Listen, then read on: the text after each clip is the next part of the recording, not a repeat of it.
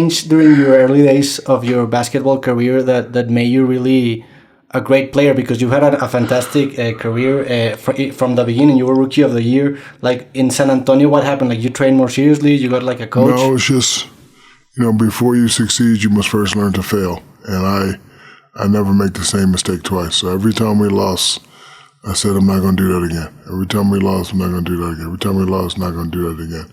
And then finally, when I started winning, I was like, okay, I'm winning, do it again. And that's why I won again. Okay, I'm winning, do it again. That's why we won 3. And then I changed and then got traded. And I said, okay, I know what it takes to win, do it, win again. So I pretty much did the same thing except for redo the mistakes. So, like I urge people, like if you ever fail at something, just look at yourself and say, okay, this is what I did, this is why it's not working, and just try something different.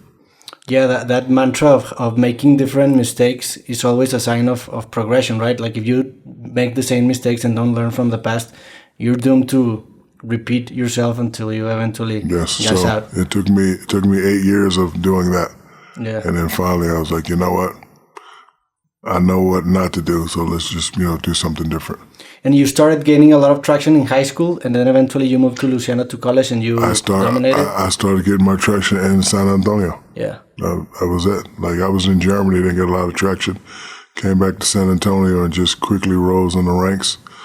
Decided to go to LSU and got a lot of traction at LSU, and then that was that's what gave me the ability to be the number 1 pick. Yeah, you were drafted in 92, 92, yes. Yeah, as the number 1 picked. Was it surprising? Were you expecting it? Like, you had confidence? How was it? How was the experience? We all were in it together. The people that support me for a reason, and I try not to let them down. So when I came to San Antonio, I was ranked number 100.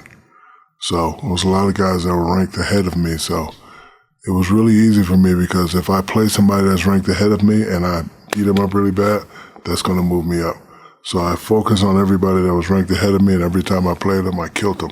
So by the end of that year, I was already ranked, and now I just had to keep going. And then my high school, we went 72-1, and that made me number 1. But I just, when I played, I just played for my La Familia.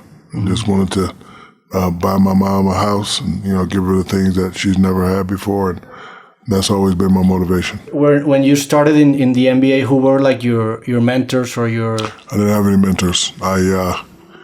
Because my mantra, my motto is I show respect by showing none. Like, you can be the man, but I'm coming for your spot. So I was watching what Jordan was doing, jump man, dunk man. But I'm not wearing Jordans.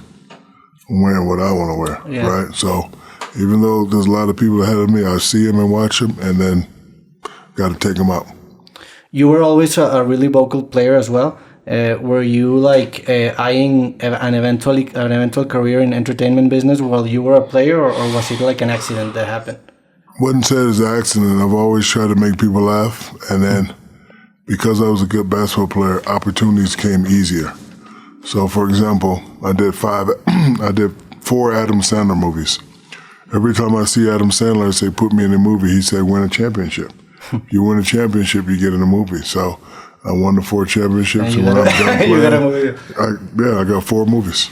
You were also in Curb Your Enthusiasm, right? Yes. How was that experience? I'm a really big Larry David fan. It was fun because when I got there, I wasn't prepared because usually my guy Danny sends me the notes before, but I didn't get any notes. And I got there and I wasn't ready. He said, "No, you just make up your own lines." Yeah. I was like, "Huh?"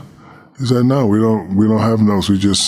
We call it improv." Yeah. So the fact that I was trying to be funny or as funny as those guys, I think that's what made it one of the best episodes ever.